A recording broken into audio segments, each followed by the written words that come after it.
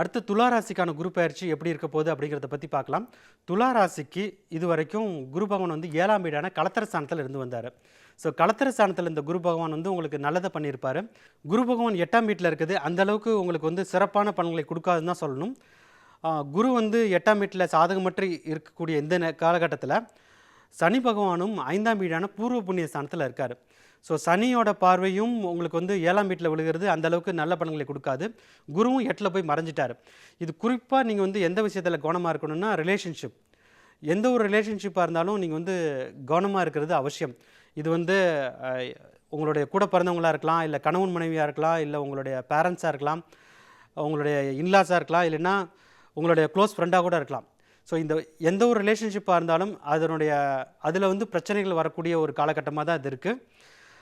So எதையுமே நீங்கள் வந்து விட்டு கொடுத்து தான் போகணும். இது வந்து ஒரு சிக்கலான ஒரு சூழலை வந்து ஏற்படுத்திடும். அதாவது தர்ம சங்கடமான நிலைன்னு சொல்லுவோம் இல்லையா, அந்த மாதிரி சுச்சுவேஷனில் வந்து கொண்டு வந்து விட்டுட்டோம். அதே மாதிரி பணம் வந்து யாருக்கும் நீங்கள் வந்து கடன் கொடுத்தாலும் இல்லை வாங்கினாலும் ஒரு பிரச்சனைகள் வந்து மாட்டிக்கக்கூடிய ஒரு சூழலாக இருக்கும். நீங்கள் யாருக்காவது கடன் கொடுத்தீங்கன்னா அந்த காசு வந்து உங்களுக்கு திரும்பி வராது. நீங்கள் யார்கிட்டயாவது கடன் வாங்கினீங்கன்னா அதிகமான வட்டிக்கு வாங்கிடுவீங்க, இல்லைன்னா உங்கள் ஃப்ரெண்ட்ஸ்கிட்டையோ இல்லை ரிலேட்டிவ்கிட்டையோ வாங்கிடுவீங்க. அவங்க அந்த ரிலேட்டிவ்கிட்டையோ அந்த ஃப்ரெண்ட்ஸ்கிட்டையோ நீங்கள் வந்து அந்த சொன்ன தேதியில் வந்து உங்களால் வந்து கடன் வந்து திருப்பி கொடுக்க முடியாது.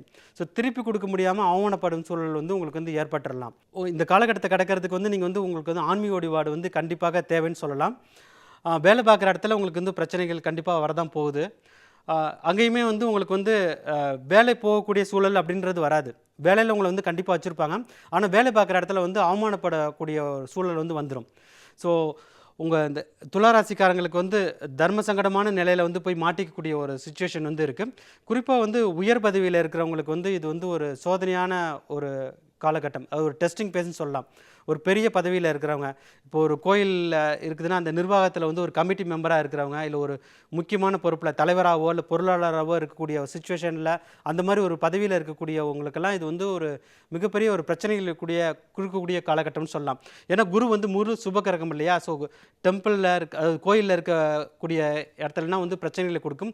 அதே மாதிரி வழக்கறிஞர்களுக்கெல்லாம் இது வந்து ஒரு சோதனையான காலகட்டம்னு சொல்லலாம். அது வழக்கறிஞர்களுக்கே இது வந்து ஒரு சோதனையான காலகட்டமாக இருக்கும். இது வரைக்கும் சக்ஸஸ்ஃபுல்லாக நிறைய கேஸை முடிச்சு கொடுத்தவங்கன்னா இந்த சமயத்தில் வந்து தோத்து போகக்கூடிய ஒரு சூழல் நிலவுதுன்னு சொல்லலாம்.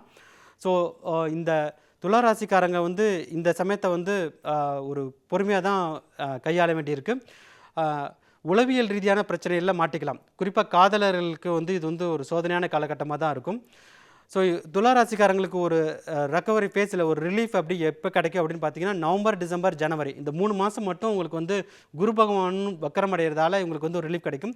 சனி பகவானும் இந்த சமயத்தில் வந்து கொஞ்சம் வக்கரம் அடைகிறதால இவங்களுடைய ரிலேஷன்ஷிப்பில் இருந்த ஒரு பிரச்சனைகளுடைய தாக்கம்னா குறைய ஆரம்பிச்சிடும். துளாராசிக்காரங்களுக்கு இவ்வளவு கஷ்டங்கள் இருந்தாலும் அந்த கஷ்டங்களை வந்து கிராஸ் பண்ணுறதுக்கு, அதாவது எளிமையாக அதை வந்து தாண்டி வர்றதுக்கு வந்து அமாவாசை அன்னைக்கு அசைவ உணவு சாப்பிடாமல் உங்களுடைய முன்னோர்களை வழிபாடு செஞ்சாலே இந்த கஷ்டத்துலேருந்து இந்த கஷ்டத்தோட தாக்கத்தோட வீரியம் வந்து குறைய ஆரம்பிச்சிடும். அதுக்கப்புறம் நீங்கள் இன்னொரு முக்கியமான விஷயம் வந்து ஏதாவது ஒரு விஷயத்தை நீங்கள் செய்யணும் அப்படின்னு பார்த்தீங்கன்னா நவம்பர், டிசம்பர், ஜனவரி மாதம் வந்து உங்களுக்கு வந்து சிறப்பாக இருக்குது.